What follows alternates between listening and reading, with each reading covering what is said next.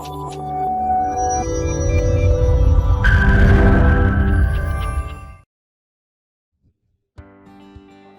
everyone, welcome to series lectures of Basic Electronics. Today we are going to discuss about transistor models, which are the pi model and T model. So don't waste time here, let us go with the transistor model.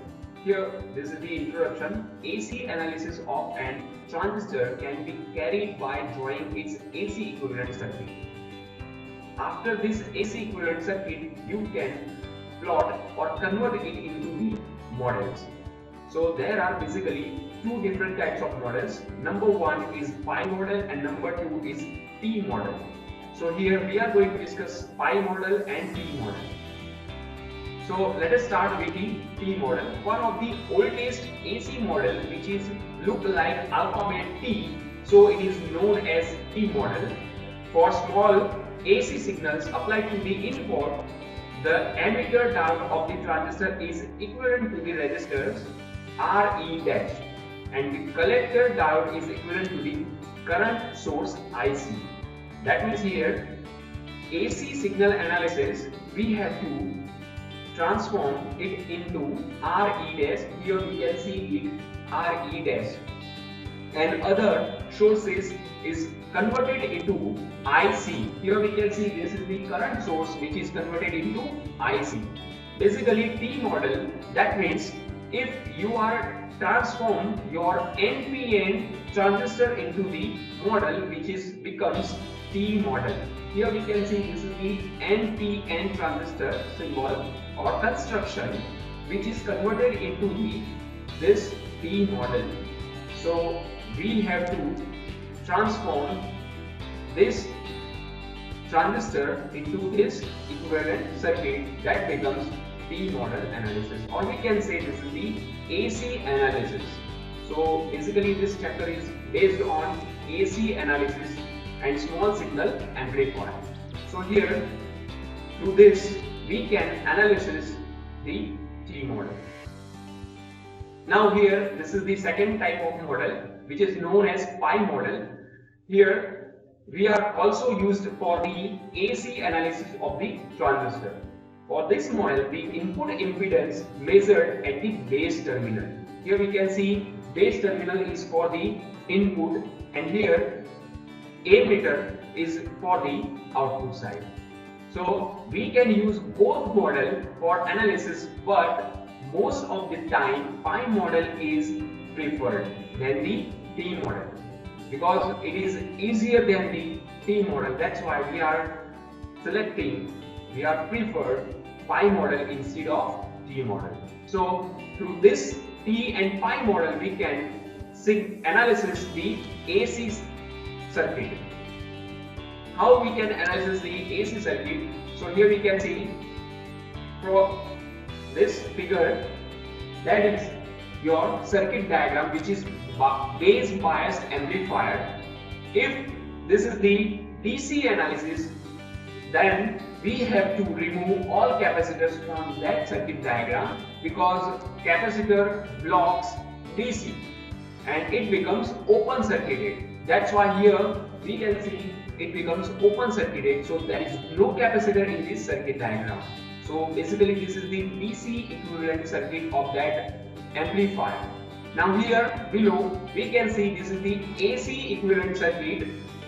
How we can draw this type of equivalent circuit from that main circuit? So that is your AC analysis.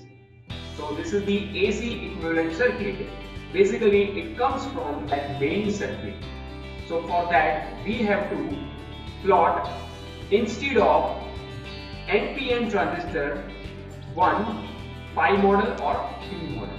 So here we can see this is the pi model instead of NPN transistor. So let us start with the input side. From input side, so there is a one Vs which is source voltage. So here we connected Vs source voltage.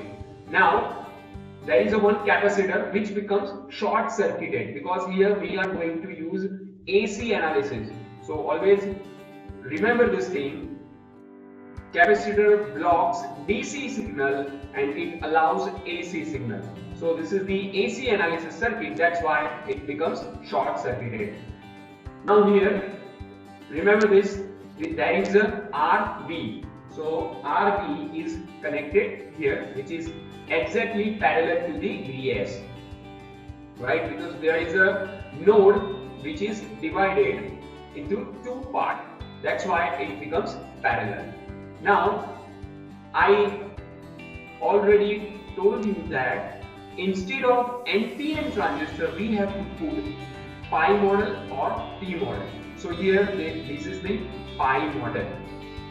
So what is the equivalent of pi model? Here we can see, this is the pi model. Here base, below emitter, and here collector. We have to put beta RE dash resistor. Here this is the emitter and here this is the source, which is current source, which is known as IC. These all things put instead of this transistor. Here we can see this is the beta RB dash, here emitter and here IC. So this is the pi model instead of NPN transistor. Now remaining components RC and RL. Between RC and RL there is a one capacitor which is C2, which becomes short circuited. That's why here RC and RL becomes parallel with each other. So RC and RL, which is parallel with each other, and here this is the output side, we can say output voltage. So like this we can convert AC equivalent circuit with the help of pi model from main circuit diagram. So this is the one type of conversion. Here we can see this is the VDB amplifier. So why we are going to use VDB? We already discussed earlier chapter. VDB, that means it is voltage divider bias. Voltage divider bias is the perfect stable circuit. That's why we prefer for amplification. So in all CE, CC and CB amplifier circuit, we are used only VDB circuit. So what is the difference between the other circuit and VDB circuit? So here we can see R1 and R2 parallel with each other. That means here this is the VDB circuit. Right? Remember this thing. And here RE resistor, and across this RE there is a one capacitor which is known as bypass capacitor. We already discussed in lecture number 1. So here we can see this is the circuit diagram, that is main circuit diagram, and here we can see this is the DC equivalent circuit. So DC equivalent, that means we have to remove all capacitor from this circuit diagram, so that becomes DC equivalent circuit. And below, here we can see this is the AC equivalent circuit. Now, what happened in AC equivalent circuit? Here first we are going to start with VS. Then after C1 is short circuited because of AC analysis. Then R1 and R2, which is parallel with each other. So here we can see this is the R1 parallel R2. Then instead of this NPN transistor, we have to put pi model. So there is a one resistor beta RB dash, then one source which is current source, which is going down, because here we can see collector current flows downward direction. That's why its direction is downward direction. So IC and 1, and what remains RC and RL. So RC and RL becomes parallel with each other due to C2 is shorted. So here we can see RC parallel RL, and after that output voltage VO. So this is the AC equivalent circuit, and from this circuit we have to measure, we have to derive voltage gain, input resistance, output resistance, and then we will get amplified output. And these characteristics we have discussed in lecture number 1. Main characteristics are: number 1, voltage gain. gain, that means it is the output upon input. Number 2, input resistance. It always find across the input side, and output resistance it always find across this output side. So let us start with first circuit amplification, CE amplifier. CE stands for common emitter amplifier. So here you can see this is the CE amplifier circuit diagram, and below this is the AC equivalent circuit, and below AC equivalent circuit by using pi model. So AC equivalent circuit, that means we remove all types of capacitors from this main circuit diagram. That becomes AC equivalent circuit. And here this is the pi model AC equivalent circuit. That means we have to put pi model instead of NPN transistor. So this is the common emitter amplifier. And in this theory we have to find three characteristics. Number 1, voltage gain. Here we can see AV, which is known as voltage gain, is equal to minus RC upon RE dash. Number 2, RI, which is known as input resistance, is equal to, here we can see input resistance we will find across this input side there. So RI is equal to, it becomes R1 parallel R2 parallel beta RE dash. So here we can see R1 parallel R2 parallel beta RE dash. These three resistors are parallel with each other, and across it we can find Ri, that is input resistance. And finally we will find Ro, that means output resistance, which will be at the output side. So Ro, here we can see it becomes very easy because RC and RL, so both are parallel to each other. So RC parallel. Now next is CC amplifier. So this is the most amplification circuit. CC amplifier, that means common collector amplifier, and its another name is emitter follower. So why it is known as emitter follower? Because it follows the input signal. Whatever we apply in the input side, we will get same at the output side. Here input is provided at the base terminal, and we will get output at the emitter side. So that's why due to output at the emitter side, it is known as emitter follower. So here we can see this is the circuit diagram of the CC amplifier.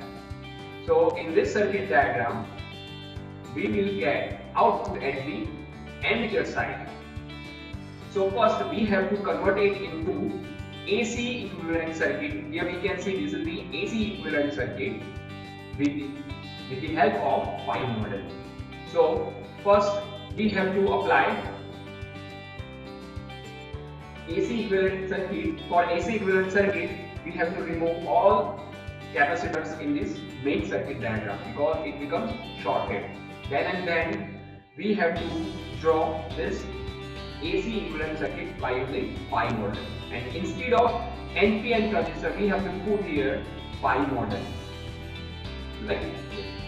So this is the CC amplifier, or we can say emitter follower, and which will provide us different types of characteristics value. Here AV, that means voltage gain, is equal to 1. Obviously this is the emitter follower, that means it follows the input signal, that means no gain present in this output side. That's why its gain, that means its gain is less than 1 or closely to 1, we can say. So here we will find AV is equal to 1. Now Ri, that means input resistance, and we will find input resistance across the input side. So its equation is like beta Re dash plus Re parallel R1 parallel R2. So this is the equation of Ri. So it is input resistance, and Ro, its equation is and we will find RO at the output side. So RO is equal to RE parallel in bracket RE dash plus RS parallel R1 parallel R2 upon beta. So this is the equation of output resistance. So that's all for amplification side. If you have any query related to this topic, you can mail me on this email address. Till then, keep reading, keep learning. See you soon in next coming lecture. Thank you.